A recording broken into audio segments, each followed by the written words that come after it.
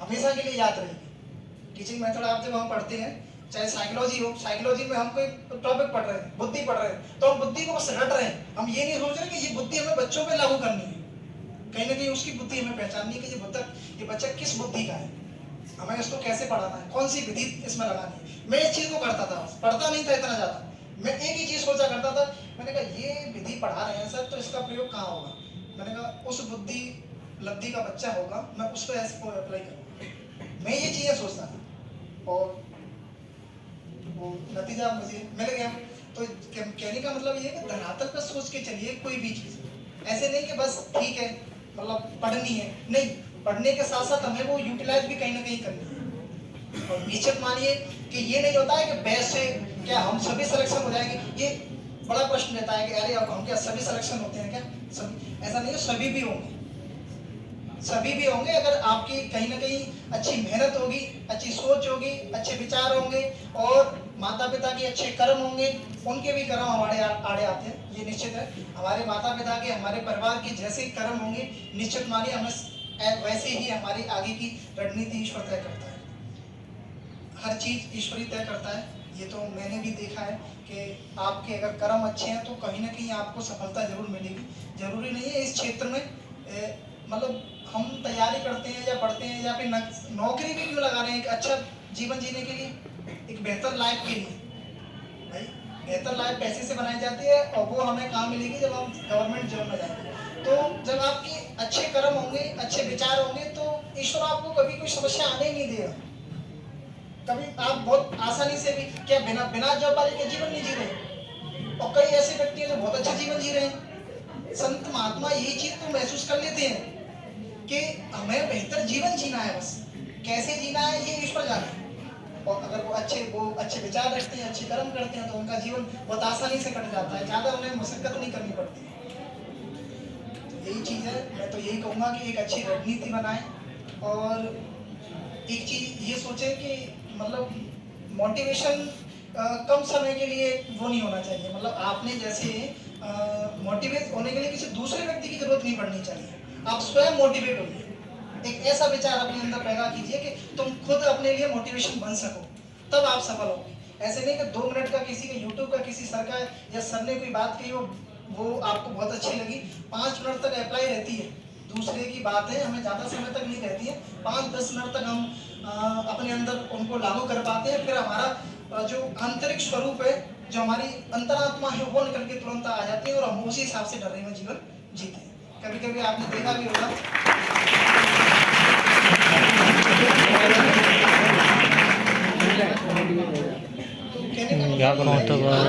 स्वयं मोटिवेट होने का प्रयास कीजिए, न कि किसी दूसरे के साथ। आप दूसरे में देखोगे तो चंद समय का वो है, बस आप खुद मोटिवेट होइए, और अपनी परिवार की स्थितियों को भी अप्लाई कीजिए वहाँ कि मतलब मुझे जरूरत कितनी है, मेरे परिवार को गवर्नमेंट जॉब की जरूरत कितनी है। निश्चित मानिए गवर्नमेंट जॉब के बाद ये समझो कि पुनर्जन्म होता है,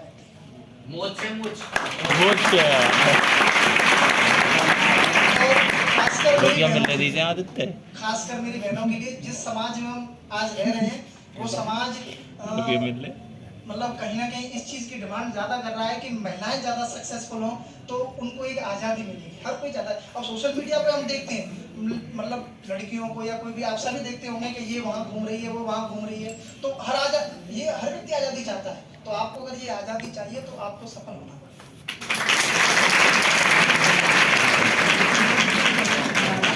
सफल व्यक्ति से कोई रोक टोक नहीं करता है, हम तो वैसे ही बैठे बेटा पीछे को नहीं बात चलता है सब बिना बात के जैसे मान लो कहीं जा रहे हैं तो घर वाले कहाँ जा रहे हैं, और नौकरी लगी कहाँ जा रहे हैं,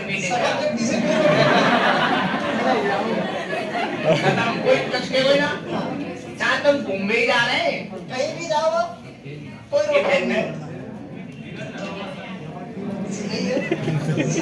आ गया निश्चित मानिए आप सभी सफल होंगे, ईश्वर से मैं ऐसी कामना करता हूँ, ऐसी प्रार्थना करता हूँ कि पूरा का पूरा बैच सेलेक्टेड हो। देखो एक चीज है, 6 बजे जगेंगे, 5:30 बजे जगेंगे, अधिकतम 5 दिन खत्म। उससे हमारा रूटीन खराब होता है, और आप पहर बांट के पढ़े तो ज्यादा अच्छा है। मतलब एक सब्जेक्ट को सुबह के टाइम रखें, मतलब जैसे अपन 6 बजे उठ गए तो 7 से 10 बजे तक एक सब्जेक्ट रखें, फिर 10 बजे कुछ खा पी के 10 से 1 बजे तक एक सब्जेक्ट रखें, मतलब पहर में बांट के 1 बजे से पहले 2 सब्जेक्ट क्लियर करनी है, 1 बजे के बाद शाम होते होते 2 सब्जेक्ट क्लियर करनी है, 4 हो गई, फिर आपको सोने से पहले एक सब्जेक्ट क्लियर करनी है। ऐसे करके पैर बांट के अगर आप पढ़ेंगे तो जैसे मान के चलो कि एक पैर खराब हो गया सुबह का, तो आपका टाइम टेबल खराब नहीं होगा। जैसे हम नहीं जग पाए किसी दिन का 8 बस 6 बजे या 5 बजे नहीं जगे तो हम 8 बजे तो जगेंगे, तो हमने 8 बजे से 10 बजे तक एक सब्जेक्ट कर रखा था, तो हम उस सब्जेक्ट को छोड़ करके फिर 8 से 10 वाली को कवर कर सकते हैं, तो उससे हमारा टाइम टेबल नहीं होगा। और एक 2 पन्ना मिले, 2 पन्ना तो इन्होंने क्या है पूरी संस्कृत 2 पन्नों पर उतार रखी थी, ऐसी है ना। पेन पन्ना ने दे दो साहब। हमारा काम ज्यादातर मैनेजमेंट का रहता था, हम मतलब पढ़ ही नहीं पाते थे। हम ऐसे जैसे मतलब सर की क्लासेस होती थी तो हम क्या है दरवाजे पर बैठने का काम करते थे। मैं और मेरे एक मामा थे, दोनों साथ में पढ़ते रहते थे। सर को सुनना ही पढ़ना है, बस आपको ही पता है कि इनकी बस आवाज इनकी कानों तक हमारी जा रही है, मतलब हम पढ़ रहे हैं। तो ऐसे पढ़ते थे, पढ़ते पढ़ते फिर मैं क्या करता था, मुझे क्या लेंथी पढ़ना मतलब ठीक नहीं लगता था, मैं शॉर्ट चीजें बनाता हूँ सारी चीजें। तो और भी नोट्स बनाए थे मैंने शॉर्ट्स में। तो संस्कृत को मैंने 3 या 4 पेजों के मैं व्याकरण को खत्म कर दिया था, और सर को बताया भी था। सर कह रहे कि वास्तव में है ये चीज, तो एक टॉपिक को आधा पेज में फिनिश कर रखा था, और मैं भेज दूंगा सर को, मेरे पास अभी भी है। मेरे एक अभी में शायद पन्ना मिला हुआ है, तो मैंने प्रेस सेवा के नोट से भी इन्हें हिंदी भी ऐसी कर रखी, संस्कृत भी ऐसी, मतलब 2-3 दिन पन्ना पूरे खत्म, वही साल की चीज है। और उनसे हो भी जाता है, मतलब संस्कृत का व्याकरण इतना ज्यादा वो नहीं है। अगर हमें चीजें पता है तो हमें बस एक हल्की सी हिंट चाहिए। व्याकरण में हिंट काम करती है संस्कृत के व्याकरण में, और वो मैंने हिंट ही लिख रखी थी, तो उससे काम हो जाता था। होता क्या है कि परीक्षा के समय पे हम ज्यादा चीजों को समेट नहीं पाते हैं, और वो तो बहुत सारी चीजें आती है, हमारे नोट्स इतने हो जाते हैं, अगर सभी को मिलाएं तो पेज कम से कम 1000 पेज बैठते हैं। अब 1000 पेजों को आप पढ़ नहीं पाएंगे, और परीक्षा से ठीक पहले का अच्छा है। होता क्या है, जैसे हमने तैयारी करते करते लंबे समय तक, हम परीक्षा से 10 दिन पहले तक चले गए। अब 10 दिन पहले तक जितना परीक्षा नजदीक आती जाएगी, हमारा दिमाग ऐसा होता जाएगा कि हमें कुछ याद ही नहीं है। हाँ, ये सबके साथ होता है, मेरे साथ भी हुआ था। और इस चीज को अगर जो स्टूडेंट इससे उभर जाता है ना, इसको अपनी मस्तिष्क में बिठा लेता है कि ना सबके साथ यही है, टेंशन मत ले, तू भोगो दो। हाँ,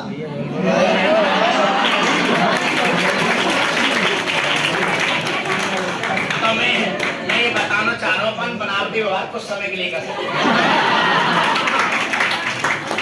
वो बात तो ये ना, पानी खाता है।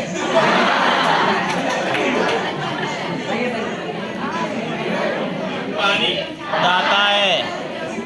कहने का मतलब है कि ये चीजें अपने आप पर हावी न होने दें कि मुझे कुछ याद नहीं है। मस्तिष्क हमारा कंप्यूटर की तरह, व्हील की तरह काम करता है, हमें सारी चीजें याद रहती है व्यवस्थित तरीके से। जब परीक्षा में आप बैठोगे तो निश्चित मानिए आपको पूरा याद आएगा, बशर्ते आपका प्रेशर आपके ऊपर हावी न होना चाहिए। ऐसा नहीं कि मस्तिष्क में ये पेपर देने से पहले ये चल रहा है, मुझे तो कुछ याद ही नहीं है, टेंशन में जा फोन लगाए रहे, वो याद ना रही, वो याद ना, वो कछु ना याद। इससे हमारा मस्तिष्क वास्तव में भूल जाता है। ज्यादा वार्तालाप भी ना करें परीक्षा से पहले, बहुत कम डिस्कस मत करो, या परीक्षा से ठीक पहले डिस्कस मत करो। और हम जैसा व्यवहार करते हैं, हमारा मस्तिष्क भी वैसा ही, हमारी बॉडी का पूरा मस्तिष्क वैसा ही काम करता है। हम दोस्तों से बार बार कहते हैं ना, फोन करके, कई होशियार होते हैं, फोन करेंगे दूसरे मूर्ख बनाने के लिए, या गुना याद, तो सामने वाला कंफ्यूज होगा और वो खुद भी होगा। तो इन चीजों से बचें, कम बातचीत करें परीक्षा के समय, और आप अपना काम करते जाएं।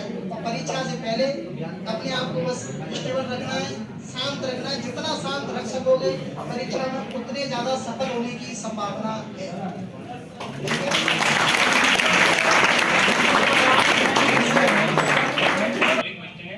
योगेंद्र बसवा। वैसे तो सर ने बहुत कुछ बोल दिया है, शिवराम सर ने। फिलहाल मुझे बस 2 चीज़ें याद आ रही हैं कि एक तो होता है असफलता का डर, और एक होता है अनुशासन का डर। आपको एक ही झेलना पड़ेगा, या तो आप असफलता का दर्द झेल लो, या फिर अनुशासन का दर्द। अगर आप आज अनुशासन में रह के तैयारी कर लेंगे तो आपको असफलता का दर्द नहीं झेलना पड़ेगा। अगर आज आप अनुशासन में रह के तैयारी नहीं करेंगे तो आपको असफलता का दर्द झेलना पड़ेगा। क्या बात है सर, क्या बात है। भारत का आत्मा तेरो मेरे मेरे में गुरु जी। देख लियो कौन तो झेलना तो नहीं जरूर सब चीजें आगे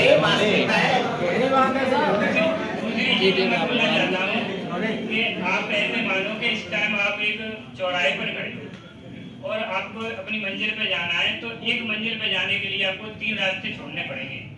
ऐसा नहीं हो सकता है कि तुम एक साथ चारों रास्तों पे चले जाए। अब समझ रहे होंगे, अगर आपको पढ़ाई करनी है तो सिर्फ पढ़ाई करनी पड़ेगी, बाकी के और रास्ते हैं आपके वो छोड़ने पड़ेंगे।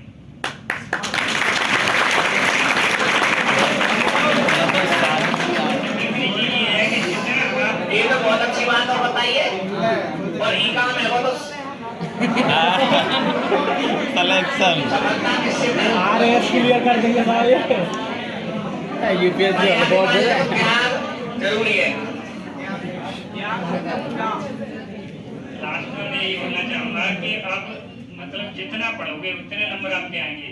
ऐसा नहीं है कि तुम जितना अपने आप को घिसोगे, जितने लेवल की तैयारी करोगे उतने नंबर आपके आएंगे और उस पोस्ट पर आप पहुँचेंगे। हो सकता है 1 साल लेट हो जाए, लेकिन आप जितना पढ़ोगे उतने का मतलब जितना आप मेहनत करके पहुँचोगे उतनी पे पहुँचना है आपको, उतनी मतलब तुम्हारी जॉब लगेगी। ऐसा नहीं है कि तुम पढ़ाई करते रहो आपकी जॉब लगेगी। टाइम लग सकता है, लेकिन जितना पढ़ोगे जिस लेवल का अपने आप को बनाओगे उस लेवल पे एक दिन पहुँचोगे।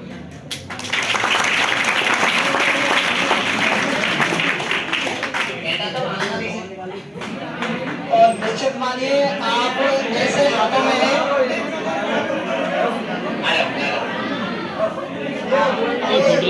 सुना भाई और सुन लेंगे और सुन लेंगे। हाँ, निश्चित मानिए आप ऐसे हाथों में कि सफलता की एक मंजिल तो आपने सर के सानिध्य में आकर ही पूरी कर ली। क्या बात है गुरु जी।